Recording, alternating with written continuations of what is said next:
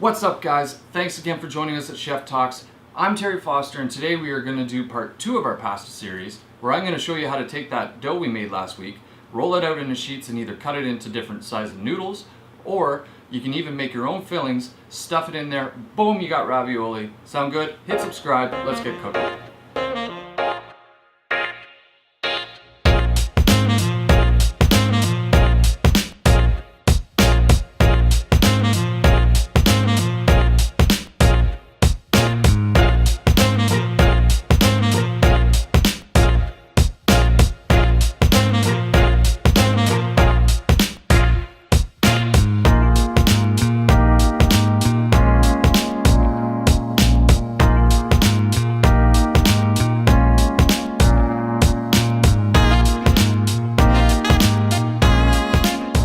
Okay, so now your dough should have at least sat for about 3 hours in the fridge. Longer? Great.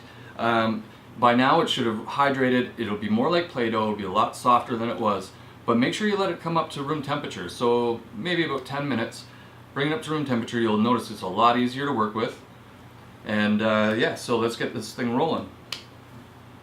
Okay, so the first thing you're going to want to do is get yourself a damp tea towel. Now, I don't mean like wet, wrung out. I mean just lightly damp. And you're going to want to keep this around. It'll help the pasta from drying out once you start rolling it and getting it going. So to start off, first we're going to take our pasta and we're going to rip it into two. So we got 2 portions of pasta. We're going to put one back into the bag. And we're going to start off by just pressing it down.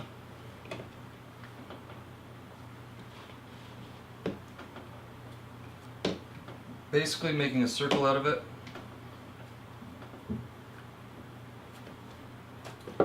Take your rolling pin, put just a little bit of flour on it. Start rolling it out in one direction.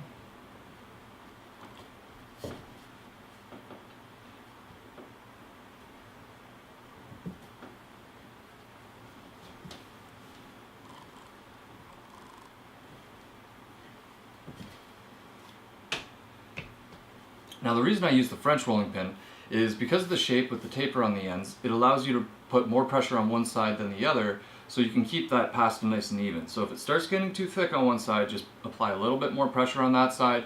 It should even out. If you find it's getting too sticky, you can throw a little bit of flour onto your rolling surface, not too much. I actually prefer to just put it on my hands, lightly dust my hands over the pasta.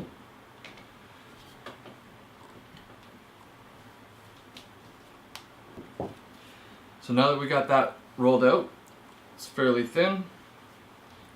Okay, so I just wrapped it up in that towel, and I'm going to roll out the other ones just so we can kind of keep everything moving at the same pace. But I won't make you sit here and watch it, so I'm just going to fast forward through this.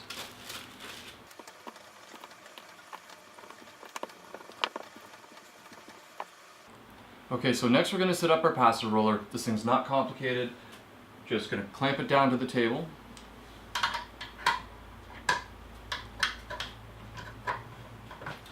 I like to keep my cutting board here to protect my table, just so that the clamps don't leave marks.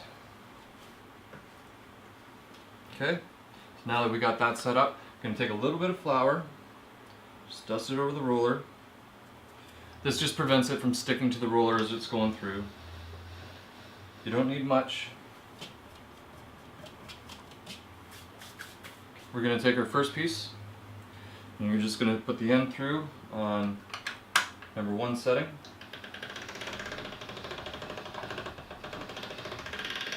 Now I'm sure that the 1 through 9 settings are pretty universal on every brand. Don't quote me on that, but I've never seen one that was any different. So you're going to start it off on number 1, run it through twice.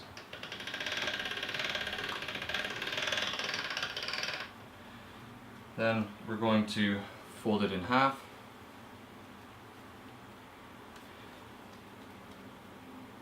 Run it through again this way. You might want to press it down a little bit just so that it's not too thick.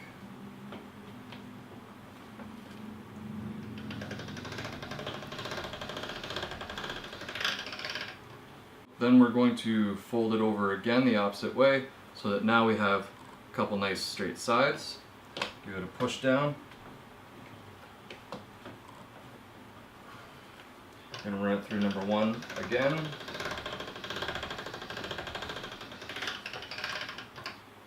Okay, now we should have nice straight sides on it. And run it through number 1 just one more time. Now I'm going to switch it to number 2. Run it through again.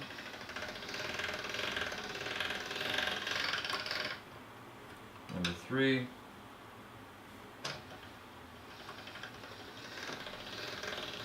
As it starts coming out the bottom, make sure you help it so it doesn't get all bunched up.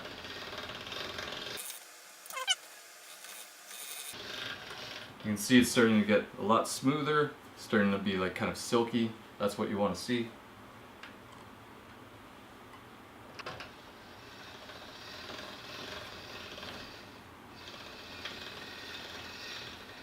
Try to guide it so that it stays straight, otherwise it might start to curve the pasta and you'll get like kind of a banana shape, and that's kind of a pain.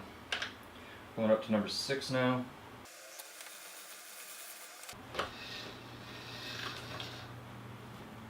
You can see it's getting quite long at this point. I'm going to go to number 7.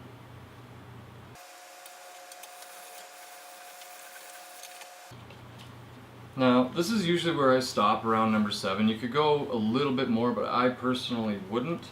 I like the noodles to have a bit of a thickness to them and texture to them, and they don't break apart as easy. So that's about that. That's a nice sheet of pasta. Now, because you don't want this to dry out, and it will, what I recommend is just dust it with some flour really lightly. The other thing you want to keep in mind is if you just put this like straight pasta to pasta without any flour, it will start to stick. You don't want that. So just light dusting of flour, then you can fold it up.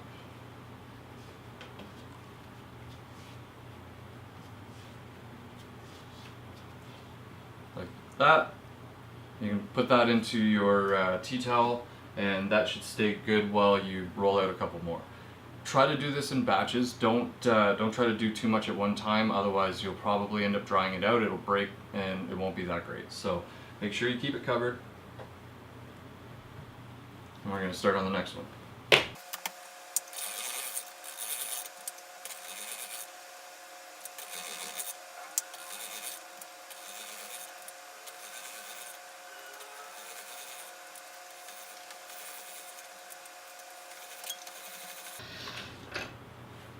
Okay, and that's that. That's the second sheet of pasta ready to go. Beautiful. Just going to, again, dust it with a little bit of flour.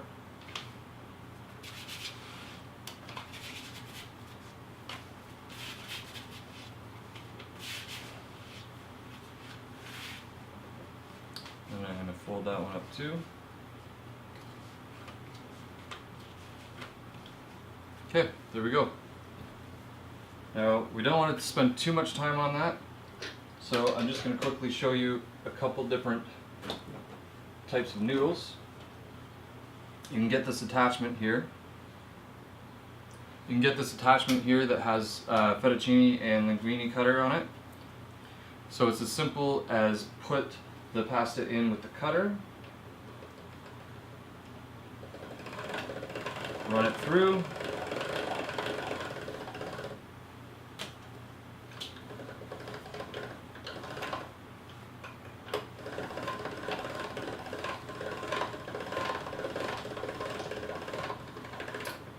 bam, there you go.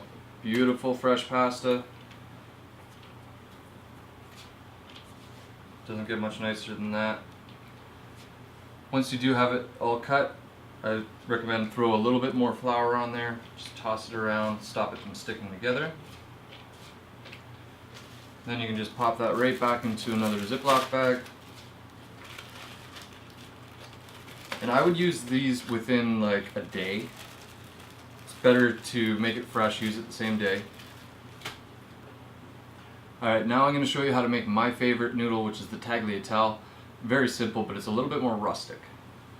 So, again, we got our other piece of pasta here. What we're going to do is we're going to fold it up.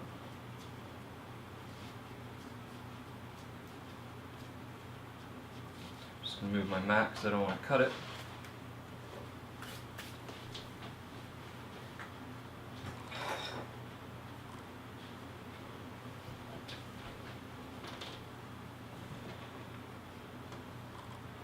Okay, so now if you want to make it a little cleaner, just trim off your edges like this. And then tagliatelle is a pretty fat noodle. I like mine extra fat, so we're going to do it about ½ an inch thick.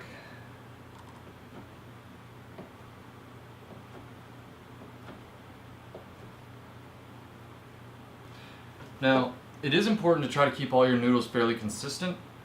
The reason being that things cook at different rates if they're a different size. So if you have thin noodles and thick noodles in the same pot of water, one's going to be cooked long before the other one. By keeping them all fairly regular, it prevents that from happening and you end up with really nice, well-cooked noodles. Okay, so I'm just going to dust these with a little bit more flour.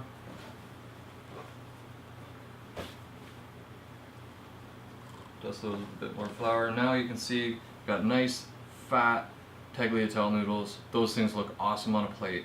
They taste so good. And that's it for the demo. So I hope you enjoyed that. I hope you learned something. Now you can see how versatile this is.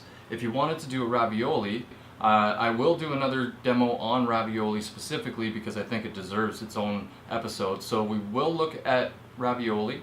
Today we're just going to look at noodles. Alright guys, that's it for my pasta demo. I hope you loved it as much as I did.